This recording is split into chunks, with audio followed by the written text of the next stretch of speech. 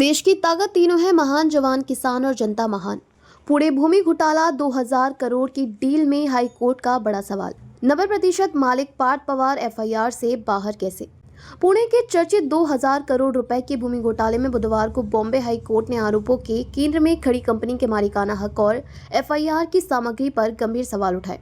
मामला उस 40 एकड़ महार वतन भूमि की खरीद से जुड़ा है जिसमें उप मुख्यमंत्री अजीत पवार के बेटे पार्थ पवार की फर्म एमेडिया एंटरप्राइजेज एलएलपी सीधे तौर पर शामिल रही। जमीन सौदे को लेकर मुख्य आरोप यह है कि 2000 करोड़ रुपए की जमीन सिर्फ 500 रुपए के स्टाम्प पेपर पर खरीदी गई और स्टाम्प शुल्क प्लस रजिस्ट्रेशन फीस में 25 करोड़ रुपए की छूट ली गई है।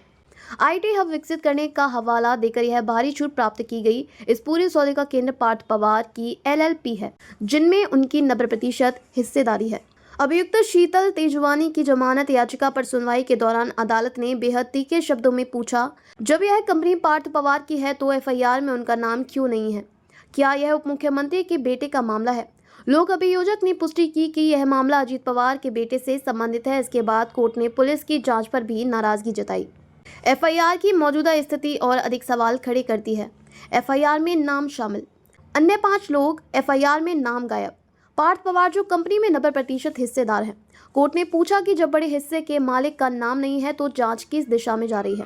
पुलिस की लगातार जांच जारी है। जवाब से असंतुष्ट अदालत ने तेजवानी की वकील को कहा कि वे तुरंत याचिका वापस ले। अदालत के इस रुख से स्पष्ट संकेत मिले कि वह इस मामले की गहराई से समीक्षा चाहती है और एफआईआर के ढांचे से असंतुष्ट है।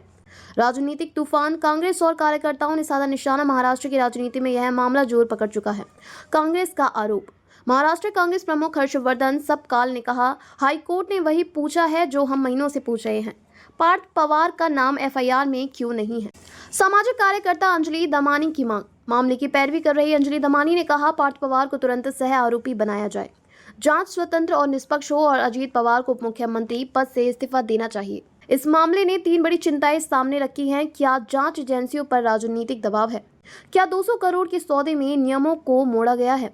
क्या एफआईआर को प्रभावशाली नामों से बचाने की कोशिश की गई? हाईकोर्ट की कड़ी टिप्पणियां दिखाती है कि यह मामला अब सिर्फ भूमि घोटाले तक सीमित नहीं रहा, बल्कि सिस्टम की पारदर्शिता और कानून के समान अनुप्रयोग पर भी सवाल उठा रहा है। देखते रहिए changing future TV. Like, share और सब्सक्राइब करना ना भूलें। देश, दुनिया और भविष्य की सबसे बड़ी खबरों के लिए।